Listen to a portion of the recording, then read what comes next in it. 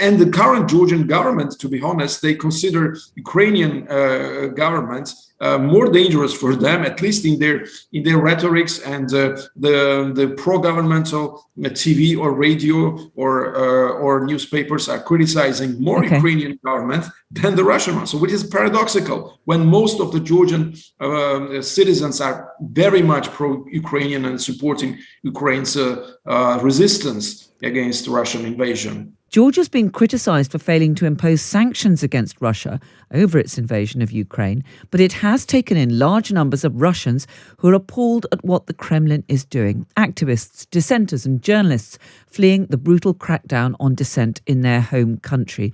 Well, Thornike Gordadze is the former Georgian Minister for European and Euro-Atlantic integration, and we can speak to him now. Hello, Thornike. Hello, good morning.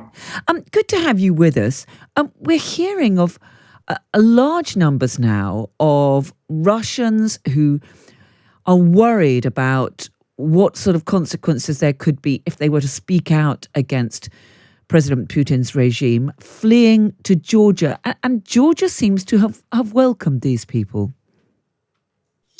Yes, only the first 2 weeks after the beginning of the war in Ukraine, something like 25,000 Russians entered Georgia, and many of them stayed in Georgia. Now, the figures are even bigger. People are talking about 50, 60,000 Russian citizens who are trying to settle down in Georgia. And the situation is quite paradoxical because, as you mentioned, Russia invaded Georgia before Ukraine in 2008. And a significant part of the population is quite hostile towards Russia and Russia's current leadership. And these Russians are welcomed by the government of Georgia, but the population has somehow there are different feelings among different components of the population. Some of them are asking them to openly condemn Russian regime, and many of these Russian new refugees, in quotes, are just they just left Russia because it was impossible for them to pursue their professional activities. They worked on internet, and they had they were working on a daily basis with Western companies and depending on money transfers. So they are opening bank accounts in Georgia, and some of them say that they are not politicized. They don't want to be involved in politics, which is perceived not very well in Georgia. Yeah. Because we hear a lot, of course, about Ukrainian refugees, and a lot of countries, including the UK, have welcomed Ukrainian refugees. But it must be so much harder for these Russians who perhaps may be as appalled as many others are at what President Putin is doing, but then have had to flee the country. Yes, but I think in comparison with the Ukrainians, their situation is not worse, because Ukrainians, the war is on their territory. They have their houses are destroyed, their family members are killed. The war is not in Russia. We should remember that. And those Russians who are leaving Russia are not in the same situation as the Ukrainians. And Georgia has. And many Ukrainians fled to the West. I mean, mainly in Poland and then in the rest of Europe. But not many of them are in Georgia.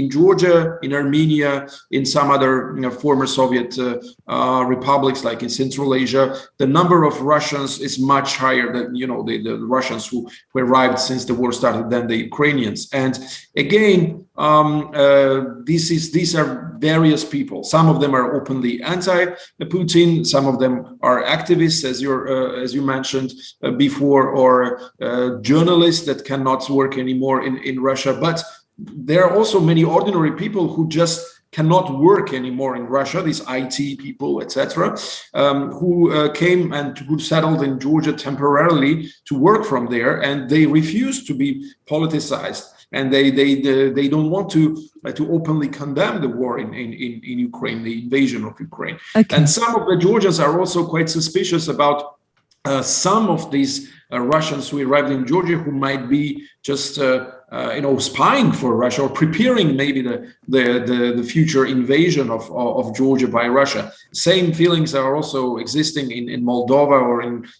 Kazakhstan or some other former Soviet republics. Yeah, let me ask you a bit more about Georgia's relationship with Russia. Georgia, of course, was part of the former Soviet Union.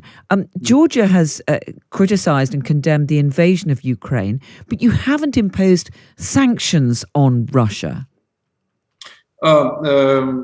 Georgia was very mild in criticizing the war in Ukraine. Georgian current government is very much criticized by Ukrainians for being not very supportive, for not having joined the sanctions. And even going further, Georgian current leadership considers that sanctions are useless, and they, in the communication with Western leaders, they say that sanctions are useless.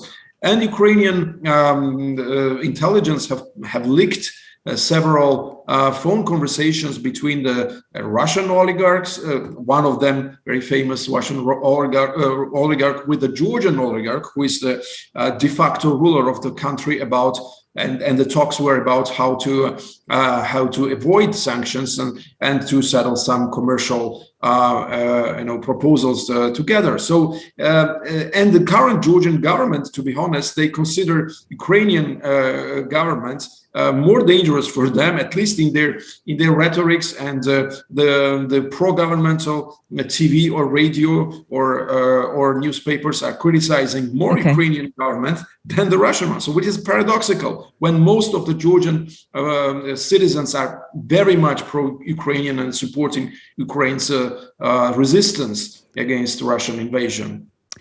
Thornike Gordadze, former Georgian minister, great to speak to you. Thank you very much indeed.